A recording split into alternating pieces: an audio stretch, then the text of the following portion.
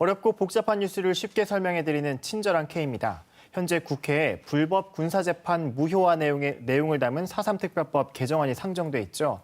그런데 지난주 열린 국정감사에서 정부가 이 군사재판 무효화 대신 이들 수용인들의 재심을 일괄 청구하는 방안을 제안해 주목을 받았습니다. 오늘 취재기자와 자세한 이야기 나눠보겠습니다. 뉴스룸의 문준영 기자 나왔습니다. 문 기자, 이번 정부 제안을 놓고 나름 전향적이다 이런 평가도 있는데 어떻게 봅니까? 네, 우선 70여 년 전 4.3 당시 불법 군사재판으로 억울한 옥살이를 한 수용인들, 현재 기록상으로만 2,500여 명에 달합니다. 네. 4.3 특별법 개정안 핵심 조항이 이 불법 군사재판을 무효화하자는 내용인데 지금까지 정부가 부정적인 입장을 보여왔죠. 그렇죠. 예. 행안부나 법무부 모두 과거 사법부의 판단을 입법부에서 법률 개정을 통해 재판 자체를 무효화하는 건 삼권 분립 훼손으로 이어질 수 있기 때문이라는 입장이었는데요. 그런데 이런 무효화 대신에 일괄적으로 재심을 청구하자는 방안이 행정안전부 장관을 통해 제안이 됐기 때문에 정부가 전향적인 입장을 밝혔다는 점에서 긍정적으로 평가할 수 있습니다. 그러니까 이렇게 지금 말씀하신 일괄 재심 청구 내용이 국정감사 때 나온 내용이죠? 예, 그렇습니다. 지난주 열린 국정감사에서 오영훈 의원이 진영 행정안전부 장관에게 4.3 특별법 개정안과 관련해 질의를 했을 때 진 장관이 이렇게 답변을 했습니다. 네. 일괄 재심 청구를 검사가 하든지 아니면 법률에 명시된 위원회가 일괄 청구하는 부분을 검토를 하겠다. 네. 이 말은 특별 재심을 통해서 수용인들의 명예를 회복할 수 있도록 하자는 취지의 발언이라고 볼 수 있는데요.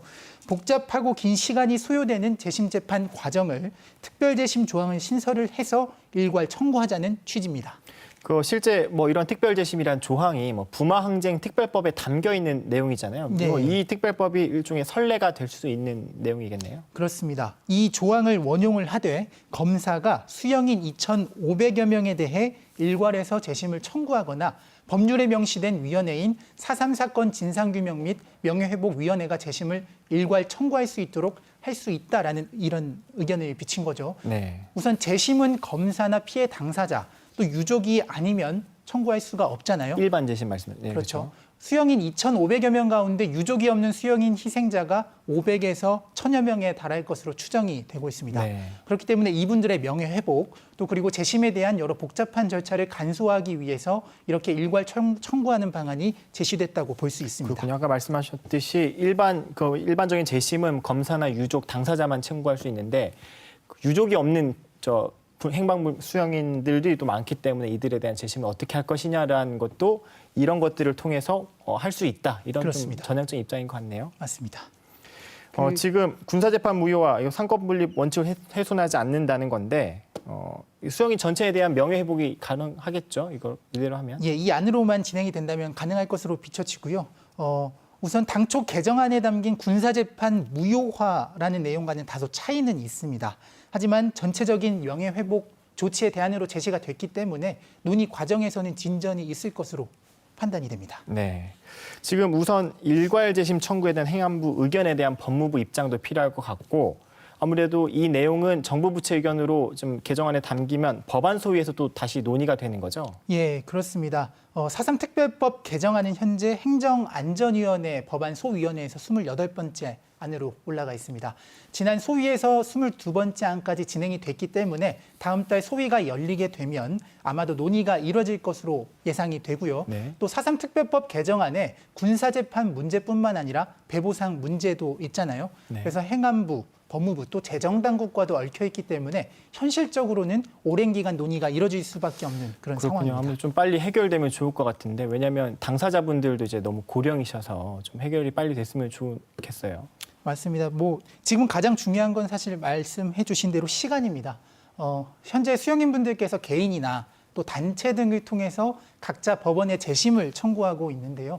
이 과정에서 수용인 분들이 안타깝게 돌아가시는 그런 사례들이 이어지고 있습니다. 하루빨리 개정을 통해서 이분들의 명예회복이 이루어져야 하겠습니다. 네, 이번에 좀 주제를 바꿔서 지난주에 있었던 4.3 수용인들이 청구했던 재심 청구도 한번 얘기를 해보죠. 지난주 4.3 수용인 8분이 재심 청구를 앞서서 했는데 법원이 이에 대해서 지금 받아들였단 말이에요. 근데 특별히 이번에는 일반 재판을 받았던 김두왕 할아버지에 대한 재심 결시가 결정됐는데 이 처음인 거죠? 일반 재판에 대한 재심은. 예, 맞습니다. 먼저 그 일반 재판, 군사 재판 구분하니까 좀 헷갈리실 수 있는데요. 모든 국민은 법률이 정한 법관에게 재판받을 권리가 있습니다. 네. 일반적으로 저희가 법원에 가서 받는 재판을 일반 재판이라고 표현을 하는데요. 재판을 받게 되면 절차에 따라 진행이 되고 또 그 결과로서 판결문이 존재하게 되잖아요. 네. 그런데 4.3 당시였던 1948년 계엄법이 제정되지 않은 상태에서 헌법 규정을 위반한 채 계엄령이 선포가 되면서 앞서 말씀드렸던 2,500명이 넘는 수용인들이 군사재판을 받고 옥고를 치렀습니다. 네. 당시 일반 재판을 받은 분들은 일정 절차에 따라 재판을 받고 판결문도 있지만 군사재판 수용인들은 판결문도 없는 즉결 처분 형식의 재판을 받았습니다. 네. 그래서 이를 무효화하자는 내용이 앞서 언급했던 개정안에 담긴 것이고요. 그런데 아까 말씀해 주신 김두왕 할아버지는 사담 당시 절차에 따라서 일반 재판을 받았고요. 또 판결문도 존재하는 상황에서 재심이 받아들여진 겁니다. 그렇다면 어떤 이유에서 이번 재심이 받아들여졌나요? 예, 먼저 김 할아버지는 4.3 당시에 폭도에게 식량을 주고 또 무허가 집회를 한 혐의로 재판에 넘겨졌는데요. 김 할아버지는 모두 경찰의 고문으로 날조된 허위 자백이었다면서 재심을 청구했습니다. 그렇군요. 제주지방법원 제2형사부는 당시 김 할아버지가 최대 구금일인 40일 넘게 불법 구금됐다고 봤고요. 또 다른 재심 청구인들과 공통되게 고문과 가혹행위를 증언했고 또 4.3 사건 진상조사 보고서에서도 이를 뒷받침할 내용이 담겼다고 판단했습니다. 조금 정리해보면 그때 김두왕 할아버지는 법에서 정한 절차적 보호를 받지 못한 상태로 재판을 받았기 때문에 이건 좀 재심으로 다시 다뤄볼 필요가 있다라고 한 것 같은데 그렇습니다. 어떠한 의미가 있다고 볼 수 있을까요? 예, 우선 군사재판을 통해서 옥고를 치른 수용인분들에 대한 피해는 비교적 주목도 많이 됐고요. 네. 또 진상규명도 여러 차례 이루어졌습니다. 그렇죠. 4.3 진상조사 보고서를 봐도 일반 재판보다는 군사재판 수용인에 대한 내용이 자세하게 기술되어 있는데요.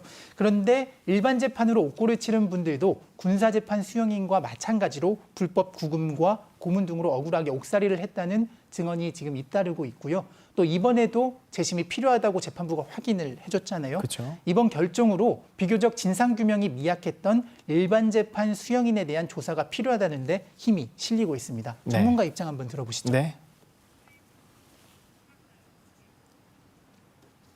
재판, 군법회의라고 하는 절차에서의 피해에 대해서는 좀 주목이 있었습니다. 어떤 4.3 사건 진상조사 보고서에도 군법회의에 대해서는 여러 조사, 불법성에 대한 언급이 있었는데 일반 재판은 좀 그러지 못했죠. 일반 재판 수용인 명부에도 1,310명이라고는 상당한 숫자로 희생된 분들이 지금 등재되어 있거든요. 이분들의 희생의 진상과 명예회복은 반드시 필요한 것이죠. 네, 지금 재심 청구를 맡았던 담당 변호사와 그리고 담당 단체의 이야기를 들어봤는데요. 아무래도 뭐 군사재판뿐만 아니라 일반 재판 수용인에 대한 빠른 진상규명도 필요한 것 같고 무엇보다 수용인들이 아까 문 기자도 얘기했지만 너무 고령이셔서 빨리 특별법 개정뿐만 아니라 이번 재심을 통해서도 빠르게 명예회복을 했으면 하는 바람입니다. 네, 문 기자 고생했습니다. 오늘 여기까지 듣겠습니다.